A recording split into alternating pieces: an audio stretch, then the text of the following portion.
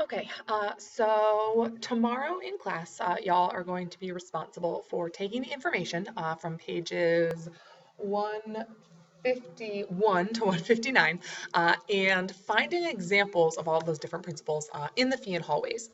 So I'm just going to run through some of the concepts again for you here. So in case it didn't make sense in your textbook, hopefully this will help clarify some of your questions. So this entire section is about visual organization. And so this falls on the perception side of sensation and perception. And so when we see something, we already went through in a very detailed manner how that visual stimuli travels up to your brain. It activates feature detectors, it goes to supercell clusters. But then somehow, almost magically, all of these different features get brought together and we are able to perceive something that has meaning. And so when we perceive a pattern in the world, we notice that it tends to be perceived as a cohesive whole, that whenever possible, our mind likes to group things, our mind likes to bring almost disparate parts together and give us some sort of holistic impression of the world as opposed to something which is more separate and scattered. There was an entire field of psychology which looked at this. They were known as Gestalt psychologists. Sometimes you'll see that term, which I'm indicating right here with a capital G. That refers to kind of the cognitive school of thought known as Gestalt psychology, but its whole focus was to look at perception and specifically to look at how perception always seemed to veer toward looking at things as a whole and seeing that the whole exceeds the sum of its parts. And what this means hopefully will become a little bit clearer as we move through this presentation. So first we'll go over Gestalt principles as they apply to form perception. First one we'll do is very basic, and hopefully we all have some exposure to this idea, which is that of figure versus ground.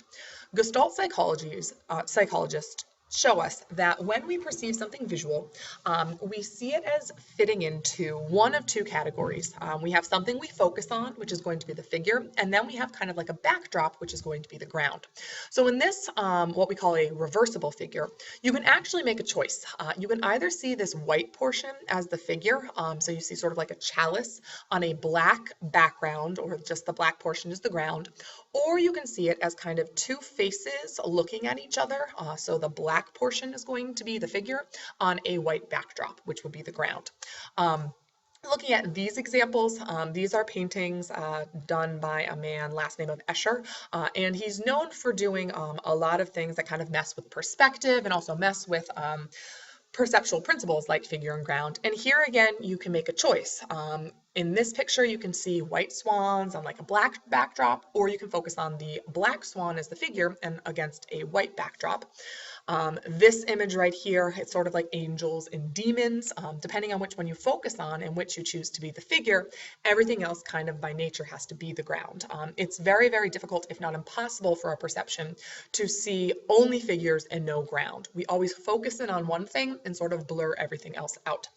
This doesn't just happen with visual perception. Even right now with auditory perception, my voice hopefully is the figure and everything else has become the background. So you might be sitting in your kitchen. Here, there's some noises happening outside. Someone just closed their car door. All of that stuff you still recognize, but it's not your focal point, so it becomes the ground for your auditory perception. Last example, just some real world examples. Here we have, hopefully a man you recognize at this point, we have Ramachandran, and so I would assume we all would choose to focus on him as the figure and kind of that autumnal scene becomes the ground. And then over on this image, we have a couple of choices. We can either focus on the words, and so then Thor's face and also that black backdrop becomes the ground. Or we can kind of look through the words, Thor's face becomes the figure, and everything else becomes the ground. So you can kind of pick and choose what you're going to focus on.